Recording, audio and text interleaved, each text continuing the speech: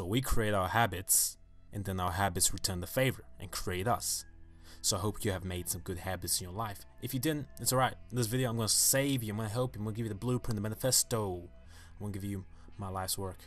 Well, not really, it's just one video, but I'm going to teach you how to create good habits and how to make them last. So if you like this video, make sure you like, comment, subscribe, and all that good stuff. Let's get into it. First things first, you need to understand this concept of habit loops, which is popularized by this book called The Power of Habit. It's a really good book. Basically, a habit loop is how all habits function. Every habit, there's a cue. There's the activity, and then there's the reward. Every single habit has these three constituents, right?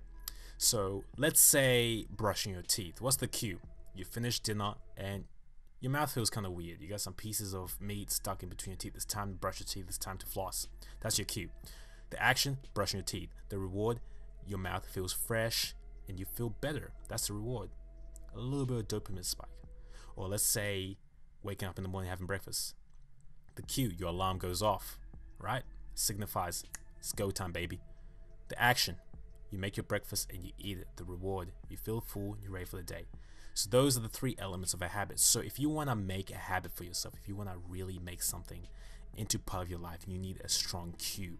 You need something that's going to signify to your brain, hey, wake up, it's time, let's get this. It's time to initiate this habit. So that's the first thing. Figure out what cue you're going to use to initiate this habit and stick with it. Perhaps you want to read a book, right? You want to learn how to read more books. You want to read every day. What's the cue you're going to use? An easy cue is actually having a book shoved in your face somehow, right? Where you have to see it and you can't ignore it. So that you know it's time to read the book.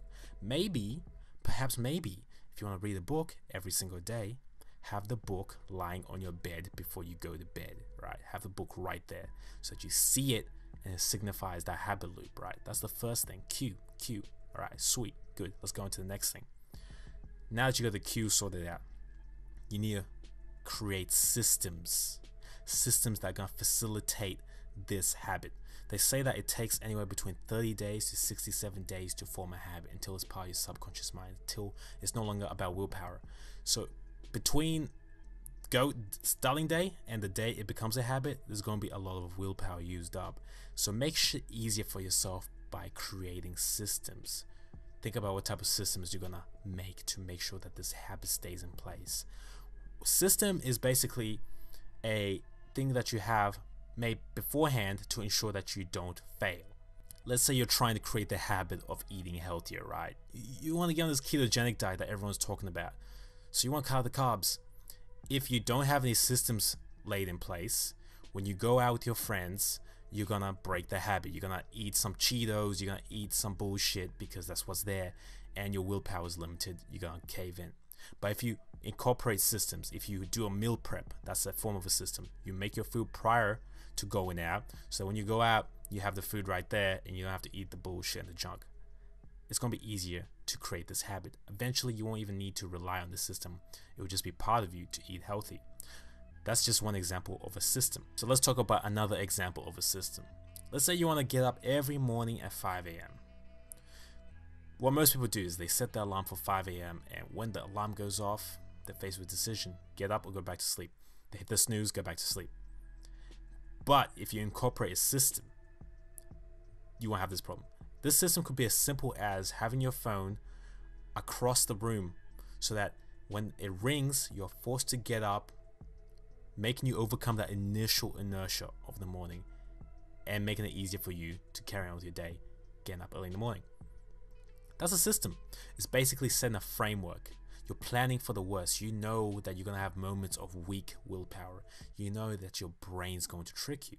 So you make these parameters that ensure that it's easier for you to do the thing that you have to do. This is incredibly important when forming habits. You need to make it easy for yourself, right? Make these systems. Okay, so here are the last tips in regards to creating habits. Try create one habit at a time. Don't put too much on your plate, or you're gonna make it easy for yourself to quit and to half-ass it.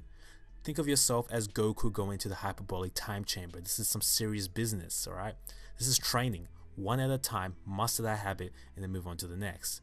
Don't juggle habits. Your brain can only take so much. It's hard enough to create one habit, but one habit's got the power to change your life, so take it incredibly seriously. The last component that you need in creating habits is having the right mindset. You have to understand that your worst enemy is the man in the mirror. It's yourself. It's the excuses that are gonna pop up, the resistance that's gonna ensue regardless of what you do. You're gonna hear the same mental voice saying, you know what, let's skip this one time. Let's not meditate today. Let's not read that book today. Let's not go gym today. You know, let's cheat the diet today. It's okay, it's only one time. When you hear that voice, tell it to shut the fuck up, because that voice is evil. That voice is from hell itself. As soon as you give in to that voice once, you are 90% more likely to give in a second time, and then 200% more likely to give in a third time. You're not going to create any habits this way.